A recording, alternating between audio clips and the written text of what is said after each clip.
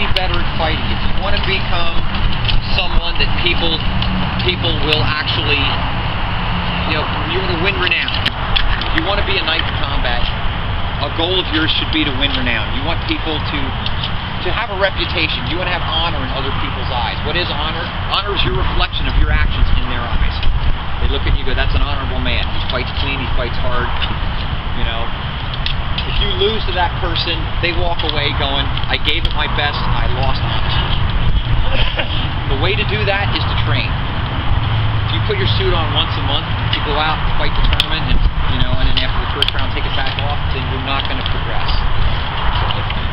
So this is going to be some tips, some techniques, and some ideas. This is, the very first thing, you can't do anything if the brain's not in gear. Give you some ideas how to train, how to approach practice, so that you're taking a methodical approach to it and to progress. One thing I'll tell you right now, really, seek out people that are better than you. Right? Just there's somebody that can kick your butt, fight with them, practice with them, spar with them every chance you get. Right? Even if they're not teaching you verbally, they're going to teach you with the sword. You start picking apart what they're doing. Look at what they're doing. Watch them fight other people. And watch, what are they doing? How do their feet move? Do they do anything before they throw? I can tell you right now, if you fight me in rapier, I tap my foot before I lunge. I try not to do it, but that's my tell. I'm telling you, that's what I do. Before I lunge in rapier, I will tap my foot and then go. And Dame Lenora pointed that out, and I go, no, I don't. And then everybody watched, and I went, and we had to hold the fight because everybody was laughing so damn. It's very hard not to give tells, so do that. Right? So let's see. So let's start. Number one, guys. This is the simplest thing. Set an objective. If you're going to go to practice, just a goal. Set a goal for that practice. Here's what I want to work on today. I'm going to work on this one thing. The other things will come. I'm going to spar. I'm going to practice. I may do pel work. I may do footwork. I may do some running. Do conditioning. Right? But here's what I'm going to work on today. And I have a list of them. We'll go through and I'm going to show you activities, things to do to work on some of these objectives. But have a goal. If you don't have a goal, if you show up and just suit up and fight, you're reinforcing your habits. Hopefully they're good, but what if they aren't? What if it's tapping your foot before you lunge? It goes from a quirk to a habit. Once it's a habit, it's hard to break. We're humans. We're creatures of habit. Breaking those habits are hard. Do it before it becomes a habit. So, have an objective. It might be any one of a number of things. Another thing about practice. You're going to practice. You practice as if you were in a tournament or a war. I'll spar with people, and they'll strike me in the arm and say, "I'll throw that out." No. You take an arm or a leg shot, fight. You take an arm shot, take that arm and practice with that. How are you going to fight in a tournament single sword if you never practice it? You get armed in a tournament, the fight should not be over. One of the greatest compliments that you can pay an opponent is, you're fighting two weapons or sword and shield, and you arm your opponent, and you don't give up your other weapon. People look at me and they'll take my arm. I'm single sword. They'll keep their shield. I go, you still think I'm dangerous? You still think I can get you? Because they know, number one, I train both hands. If I fight a lefty, I fight them left-handed. Okay? Because I train both hands. But in practice, particularly getting legged and getting armed, drop to those knees. Fight that fight out. You need to fight that to conclusion. You need to know how to fight from your knees. You need to have the feet apart from your knees. I'm more than happy to show you if you want to learn. All right. And I'm getting some feedback that apparently some of the stuff I'm teaching is working. Okay. Right. So do that. Number three, fight in your full kit. Whether it's light weapons, shinai, rapier, or armor, fight in your full kit. it should not be a surprise. The weight, the balance, the movement should not be a surprise to you when you put it on Saturday morning. If it is, you're doing something wrong. Because now you practice in your light weapons gear, then go put your armor on. You can't do all that pretty little heroic stuff you didn't practice. So your practice is basically useless, except for the conditioning that it will give you. Any physical exercise is going to help. Any sword work is going to help. But let's make it as efficient as possible. Any questions on that so far? Anything? Does it make sense? Okay.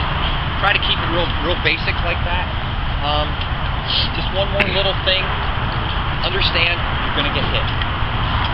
You're going to take lumps, especially if you're fighting people better than you, and if they're not particularly good teachers. I get compliments, but I'm a credentialed teacher. What I do for a living is prepare lessons and deliver. Right? The state of California says I'm actually okay to do that. So some people are not good teachers. So you may be sparring with someone and they're just not good at putting it into words. They're not good at presenting it. Right? But you're going to take some lumps.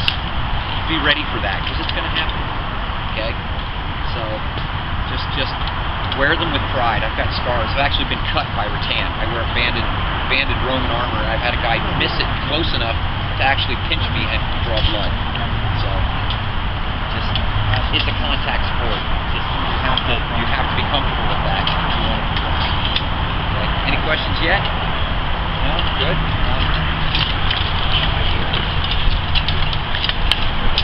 Good, guys? Groovy, baby. Okay, let's talk about some of the things you can do to make this happen. Okay? One of the first things we do, this is good for several things, is we call it the circle. And we call it the circle of pain, you can call it whatever you like. We'll make a little short, small circle. Right? And this is done in full kit. The person outside the circle doesn't have to be in their full kit, but you have to be, because what we're going to do, no matter what weapon style you're doing, single sword, double sword, long sword, I'm in this circle, and right there. Well, it's your chair. Where's my chair? That's fine. I was just...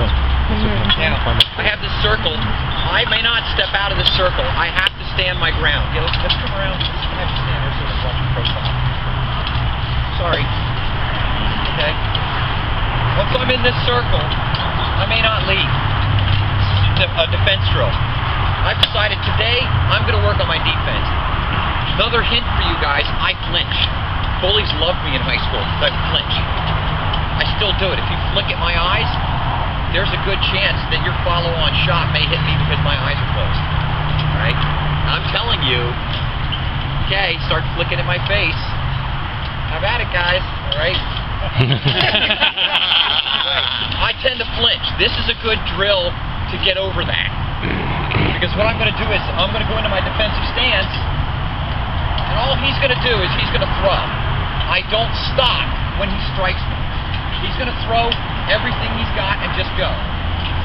Right. He can circle me. He can do whatever he wants. He can't come in. He can get as close or as far as he wants. Okay? And all I'm going to do is defend.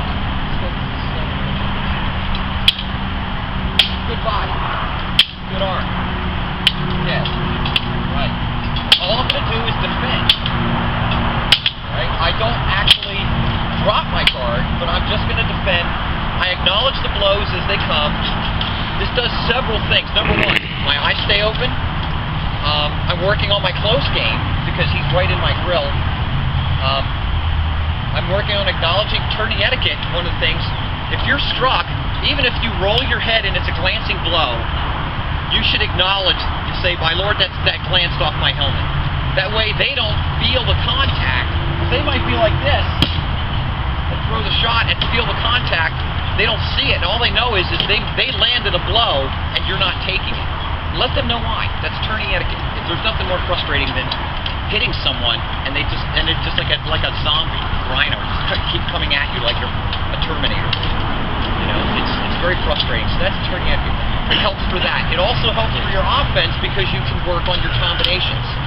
You can see what's going to work and you get to do it full speed. If your opponent is kitted up, it's nice because then what you can do is you can practice, watch what's coming, and then you can throw some return shots. If they're not armored up, don't do it. But you can actually get that flurry and then go right into offense. So it's a good drill just to practice your defense. And the thing is, it's going to do your endurance too. He's going to do 2 to 3 minutes. Then Dennis will step up and do 2 to 3 minutes. Then you'll step up and do 2 to 3 minutes. I'll pull a train. I'll have everybody at practice step up and wail on me for 2 or 3 minutes, and I just stand there and take it. It's very nice. The newer members really get to do some just go to town and not have to worry about getting hit back. It's kind of nice for that. It's a good exercise. Well, for a newer member, it can be frustrating because you get against an upper level knight. You're probably not going to get them. You know, on any given day you might, but the chances are not in your favor. So it's kind of nice to level the playing field a little bit. So that's the circle. Right? Something else you may want to work on. Today, all I'm going to do is work on single sword. I'm going to fight every round I'm going to fight single sword. I'm going to practice, there are techniques. And even good put the shield up too. Right? So he's going to come in, and I'm just going to boom, boom. Okay? Boom, boom. Okay? No matter what he throws, I'm just going to counter it. Okay? Boom. And so I'm going to work through that. So I'm going to work on my single sword. If you're going to do that, number one, grab something like your belt. Grab your belt or something so you don't resist the block. But I'm going to practice both hands, for crying out loud. Practice both hands. You might find yourself, number one, you're offhand, you don't have any bad habits to unlearn. Your form will be more pure because you have to think about it. When you don't have to think about it anymore, it's a thing of beauty. If you can fight left-handed, pick that up. It's a whole different ballgame for you. Right, he's got to cover his body a lot more. Okay? Right? Boom. Boom. Right. Practice that other hand, because number one, you get armed in a tournament. One of my things, I always use center mount shields because I can pick it up with either hand. I fight lefties, I fight them left-handed.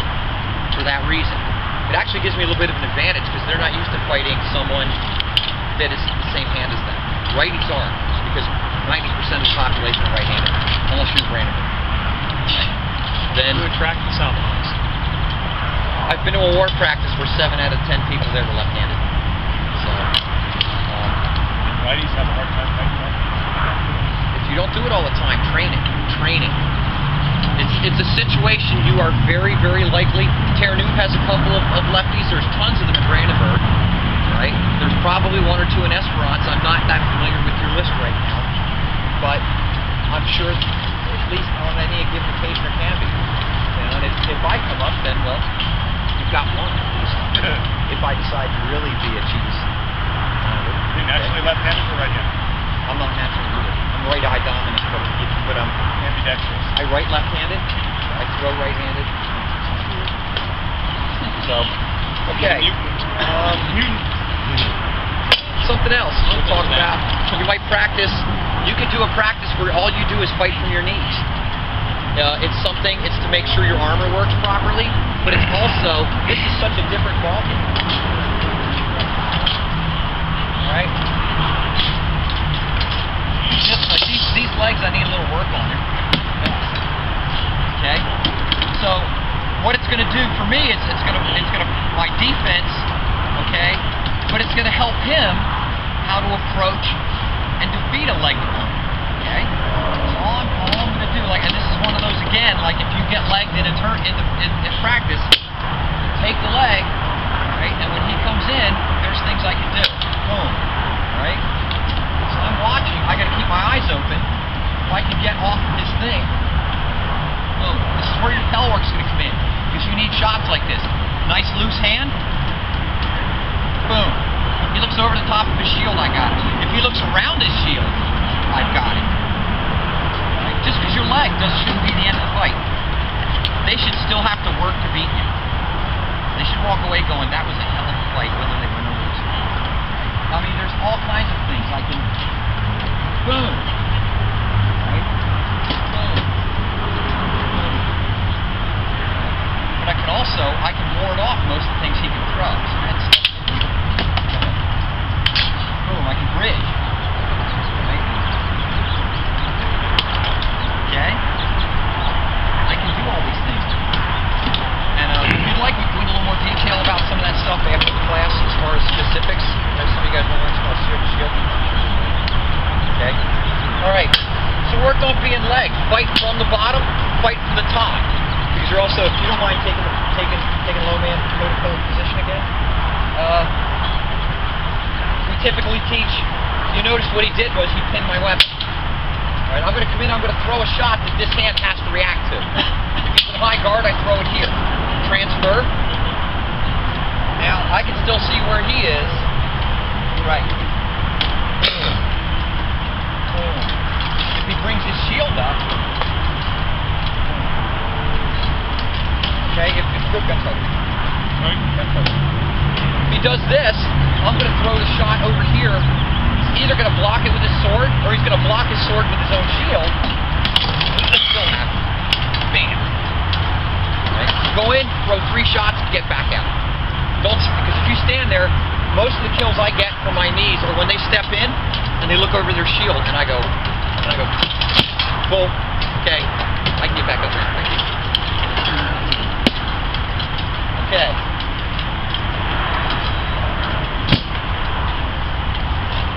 I would recommend a few training aids that are easy to pick up.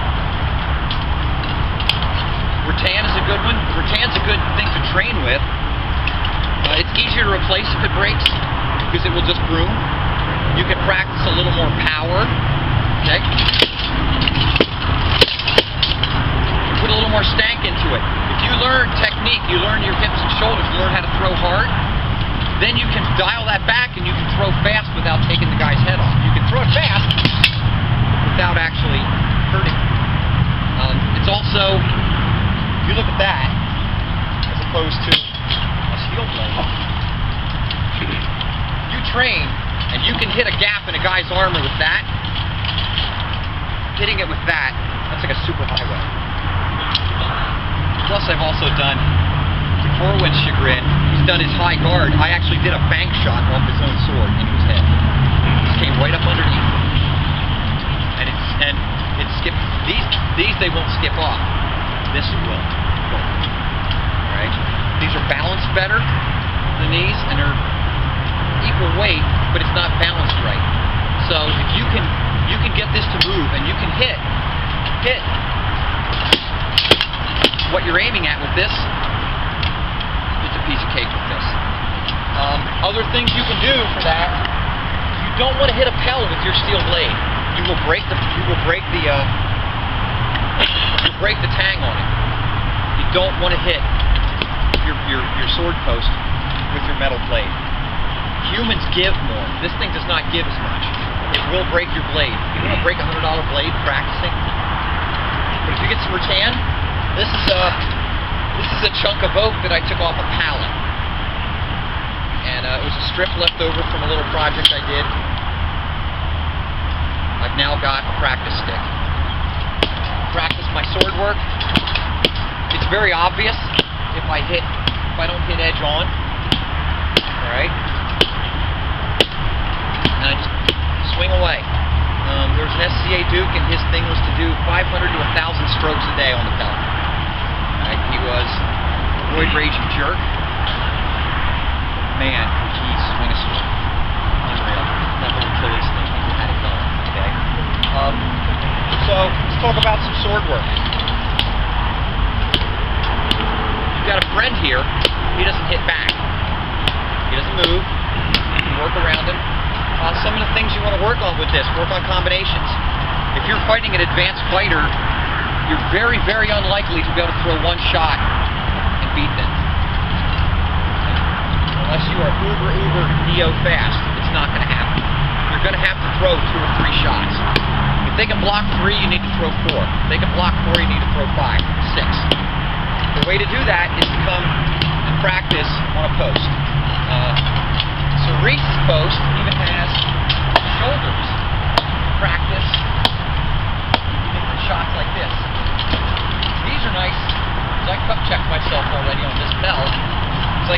throw this one and miss.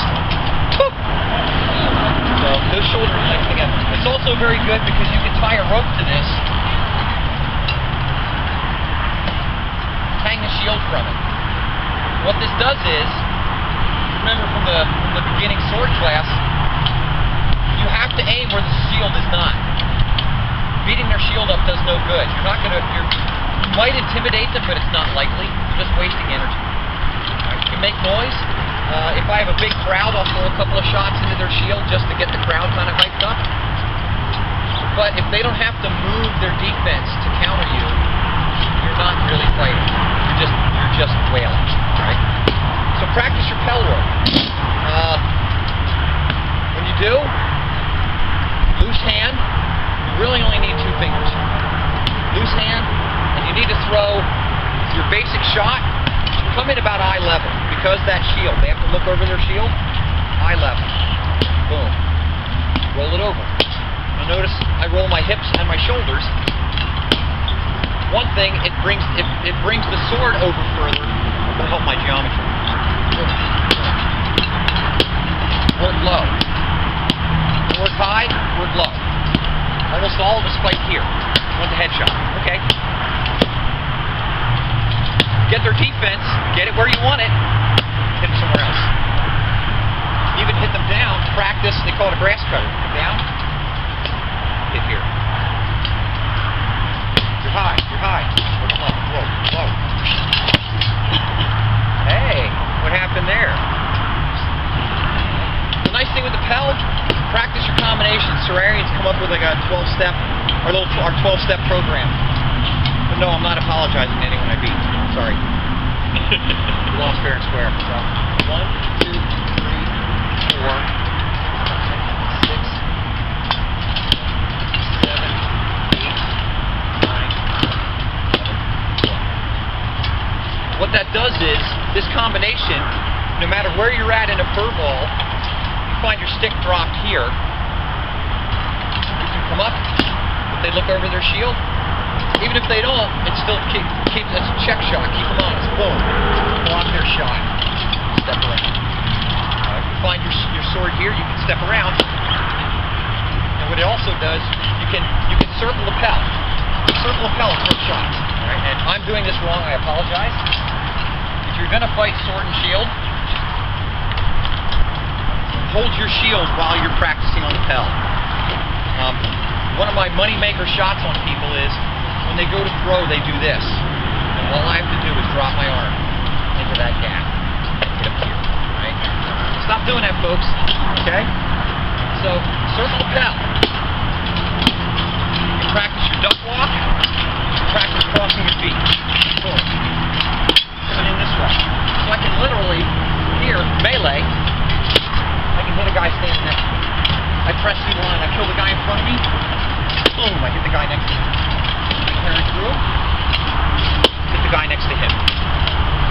Alright? This gets you moving. Work high. Work low.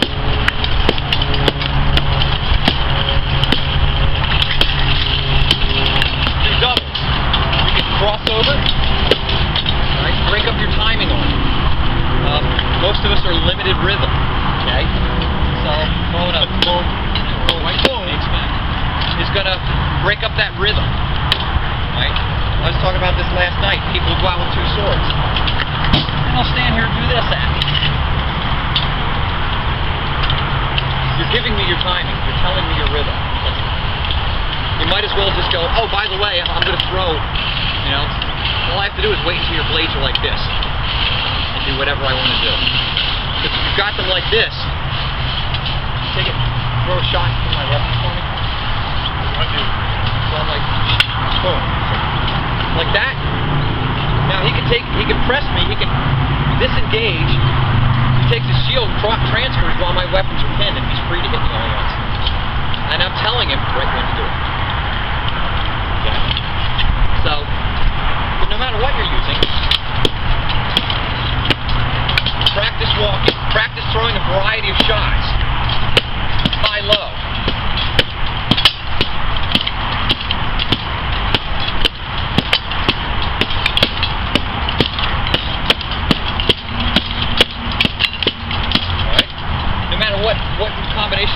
longsword, whatever it is.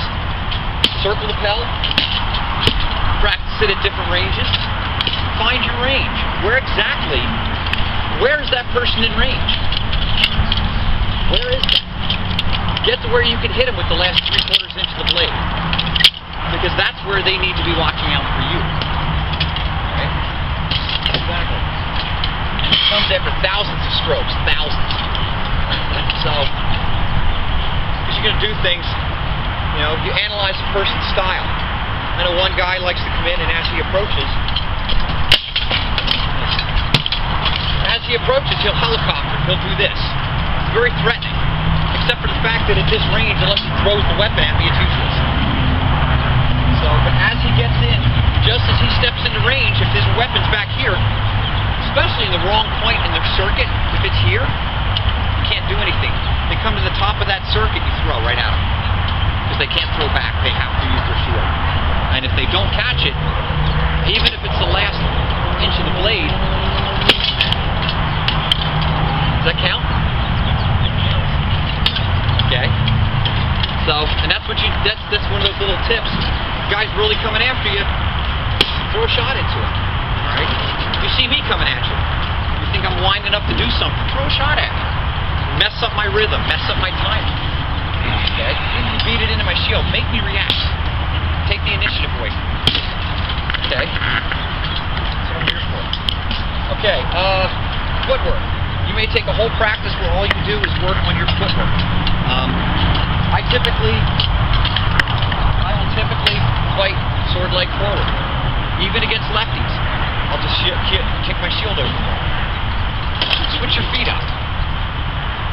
If you're fighting a lefty, you probably should put that leg back. But practice fighting from there. It'll change your range. Okay, if I do this, I get 6 more inches. If I do this, I get a little more power because I'm pulling my body into it. And actually hit a little bit harder, but they have to be 6 to 8 inches closer when I switch those feet. But it's also going to influence which way I can move. My opponent, if my feet are here, I can attack him to this side. But I can't attack that side. What I'd have to do is I have to take an extra 1, 2, which you might want to do. You might actually want to come in and throw over here. But if you just want to go after that side, that's where this leg forward comes in. Then you take it. Okay? Practice both your feet. Practice moving retrograde. We don't call it retreating in the army. We're moving in retrograde. We're advancing in reverse. Practice fighting backwards. Especially if you get very aggressive fighters. Conker's a very aggressive fighter. Dennis is a very aggressive fighter. Jimmy's a very aggressive fighter. Learn to fight forwards, but learn to fight backwards too. Throw those shots on your way out. Keep them honest, especially if they stick that leg out. They're coming, no matter where you're at in your move, you're moving backwards and that leg comes out, boom, pop it. You now control the pace of the fight. Okay? Work that footwork. And also work, guys, this isn't Olympic fencing. You don't just have to do this. Move your opponent around. Unless they're leg, you don't have to stand in front of them. If I can get around this guy, why not? Right? Let's face it, I think you should get points for style. Okay? My personal belief. Right? You may want to work on just, today, there are 3 phases to a fight. There's the long phase. You're out here, you're trading blows at range. There's the medium phase. It's usually you're crossing over. Most people don't fight here, right? But I'm going to throw a blow or two to get to the close range. Right? Hit to new fighters. Hit to new fighters. This increases your chances against a more experienced fighter. The closer you are, the one thing, it cuts your reaction time. Right? So, pop. Okay. You may say, you know what, today, all I'm going to do is stay close. I'll do some practice, especially when I fight people better than me. I just stay right on top of them. it's an aspect of your game that you really should work on. It's very useful. Particularly, that transfers the most closely to war. You get in a battle line, and you know how to fight from here. If you know how to ward blows off from here, you might have a great weapon guy behind you, or just some tall dude like me. Right? He's in there. He's in the press. He can't swing. I can. Hi, I'll be your air support today. I can actually block from him on the Alright? No, it's not great shower though. Boom. Okay? So, it's very useful stuff to know. Knowing how to fight nose to nose. Most people like to fight at this range. We all have our bubble. The bubble gets bigger when somebody takes a metal bar and wants to hit you with it, doesn't it? It gets much bigger. Well, part of that initiative, part of getting inside your opponent's head, is getting inside their bubble. Get in their bubble. I know Baron Sparger loves to do that. He's got that little short stick, and he likes to press in close and work the tip. All right? Get in there with it. But you better be watching, because that blade is faster than yours. He can turn it quicker.